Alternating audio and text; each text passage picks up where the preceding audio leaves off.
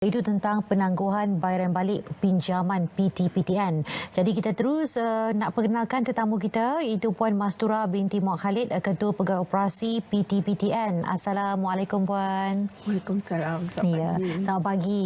Dan kita nak bercakap dulu tentang, sebab kalau kita tengok dia berdasarkan apa yang telah berlaku tentang COVID-19, banyak perkara pembayaran balik ditangguhkan, termasuk juga PTPTN ya.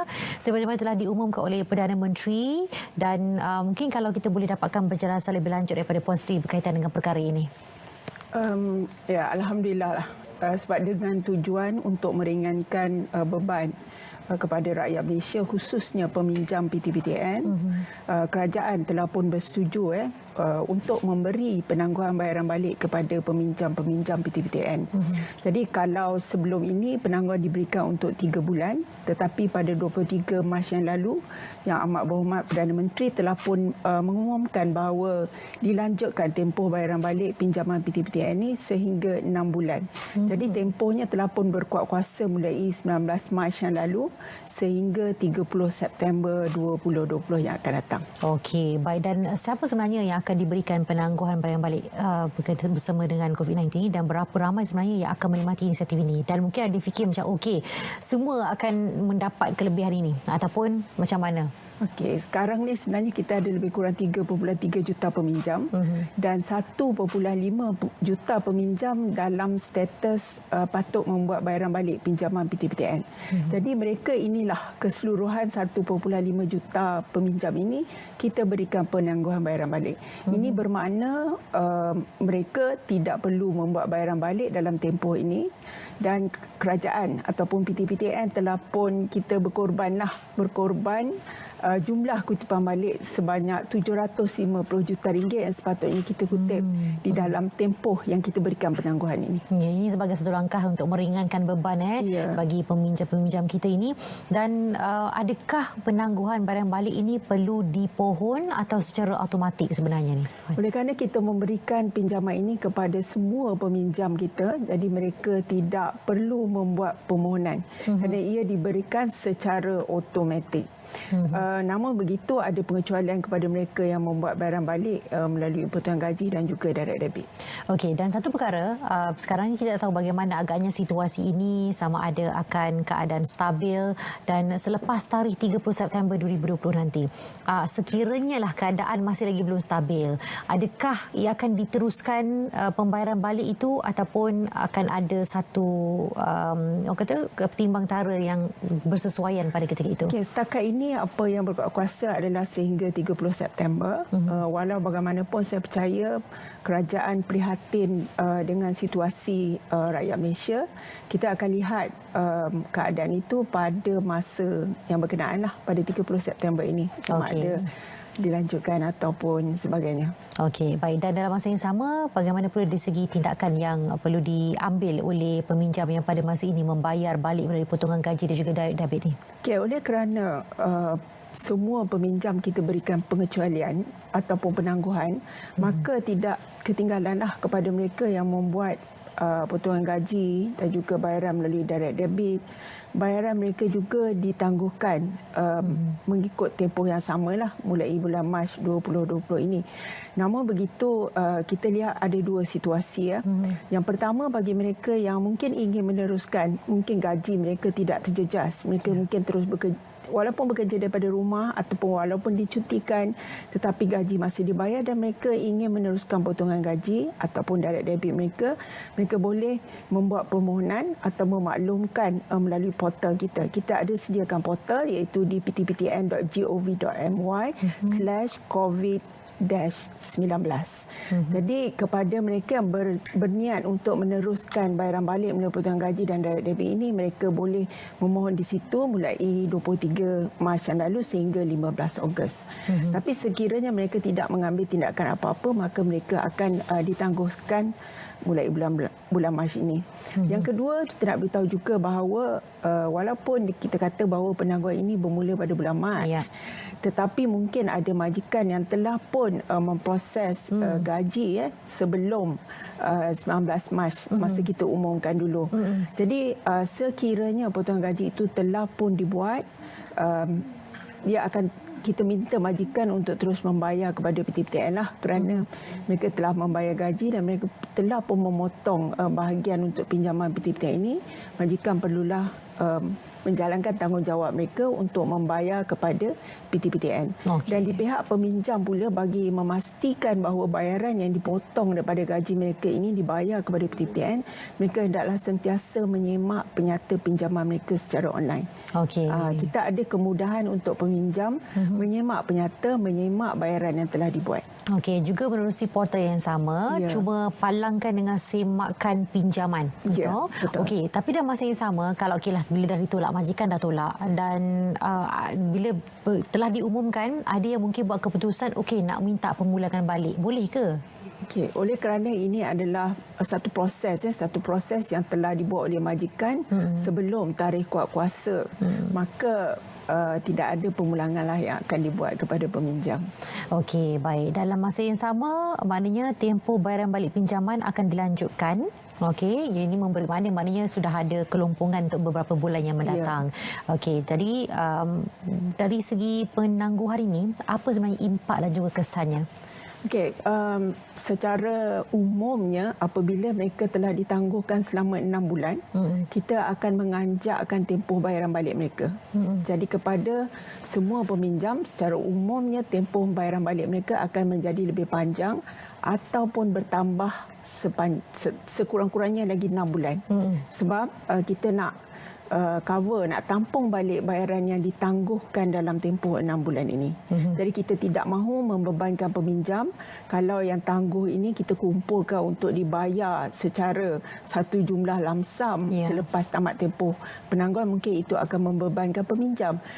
Jadi apa yang akan PTPTN buat secara automatik, bagi mereka yang tidak mempunyai sebarang tunggakan sebelum ini, mereka akan kita berikan penstrukturan secara automatik dan jadual mereka dianjakkan ke hadapan dengan ansuran bulanan yang sama sebagaimana ketika ini. Tidak ada pertambahan Tetapi bagi mereka yang mempunyai tunggakan sebelum ini, sekiranya mereka ingin melihat rekod bayaran balik, rekod semua rekod pinjaman mereka adalah baik, mereka perlu berunding dengan PTPTN supaya apabila tamat tempoh, kita strukturkan semua sekali yang tertunggak sebelum ini, kita strukturkan dan dia menjadi satu rekod yang baik kepada peminjam-peminjam kita.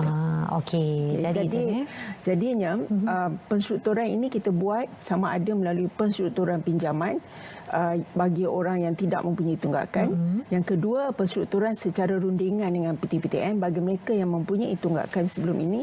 Dan yang ketiganya adalah secara pertukaran ujrah bagi mereka yang sebelum ini pinjaman mereka adalah konvensional. Ada 3 situasi, 3 option yang diberikan. Dan bagaimanakah sebenarnya rekod sikris peminjam sepanjang penangguhan bayaran balik COVID-19 ini, dan adakah penstrukturan semula pinjaman selepas penangguhan bayaran balik COVID-19 akan memberi kesan kepada rekod peminjam di sikris seperti yang telah dijelaskan tadi, akan diaturkan dengan lebih baik supaya mereka tidak akan direkodkan dalam itu.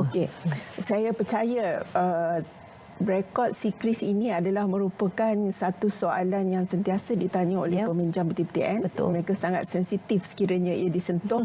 Jadi bagi mereka yang membuat yang ditangguhkan dalam tempoh penangguhan ini, rekod sikris mereka adalah kekal.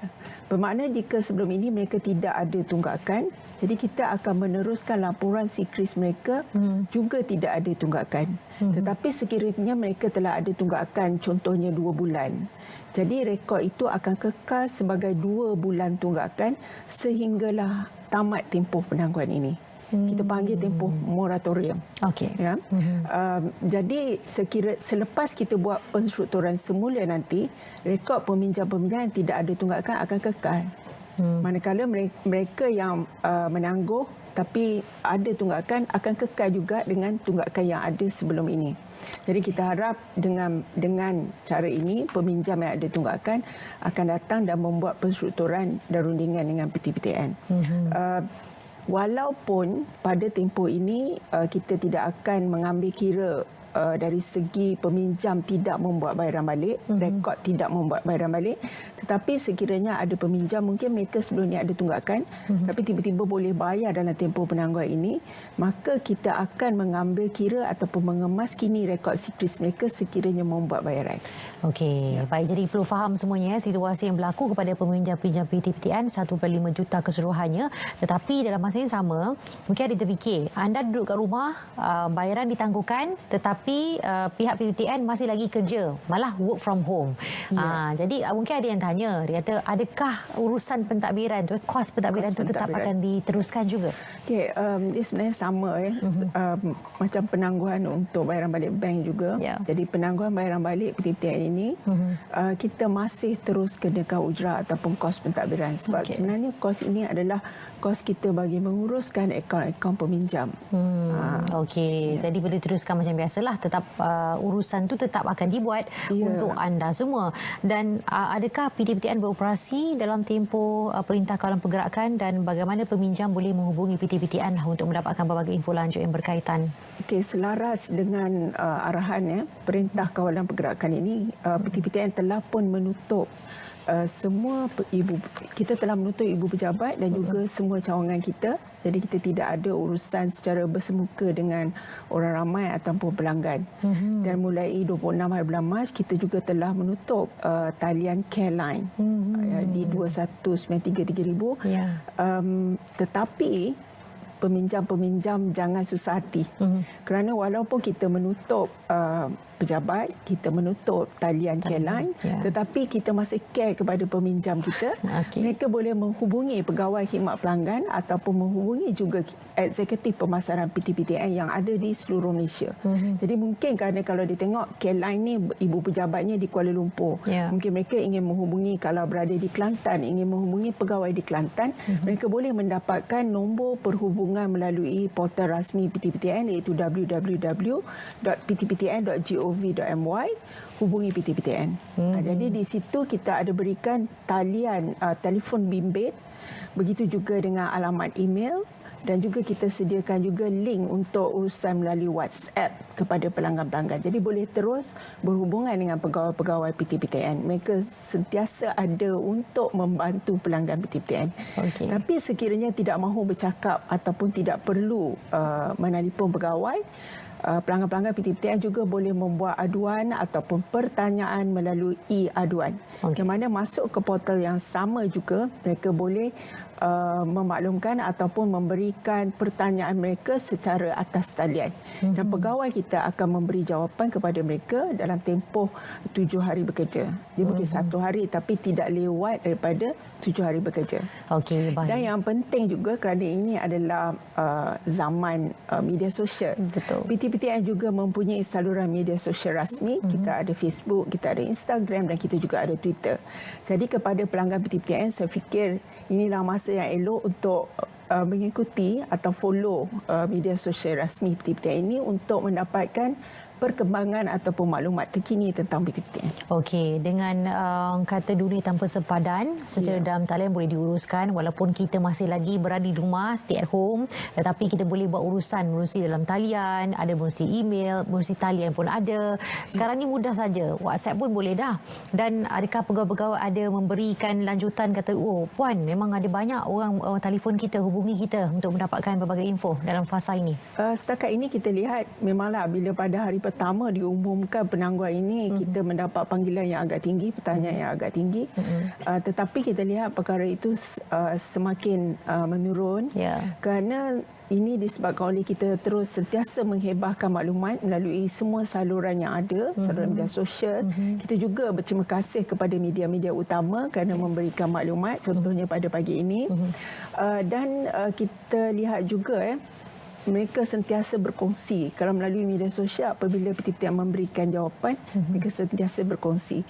Dan alhamdulillah pegawai-pegawai juga memberi maklumat bahawa soalan-soalan yang diberikan oleh mereka itu dapat dijawab. Dan kita juga ada menyediakan FAQ atas talian kepada mereka yang ingin mengetahui lebih lanjut secara keseluruhannya tentang penangguhan bayaran balik pinjaman PTPTN ini. Apa yang penting, mereka layari portal rasmi PTPTN, www.ptptn.go.my. ptptn.gov.my. Jadi boleh tengok FAQ, boleh dapatkan nombor pegawai-pegawai untuk dihubungi, boleh juga membuat aduan atau pertanyaan secara atas talian. Ya, baik. Saya rasa itu pesanan yang cukup baik kepada anda semua yang merupakan peminjam bagi PTPTN ini. Jadi boleh dapatkan berbagai info seperti mana telah diwar-warkan tadi, dan dalam masa yang sama ada juga talian Careline yang masih lagi anda boleh dapatkan infonya berurusi www.ptptn.gov.my. Okey, baik, kita ucapkan banyak-banyak terima kasih kepada Puan Masrah binti Muhammad Khalid, Ketua Pegawai Operasi PTPTN bersama dengan kita pada pagi ini untuk bercakap tentang penangguhan balik pinjaman berikutan penularan wabak COVID-19. Terima kasih sekali lagi.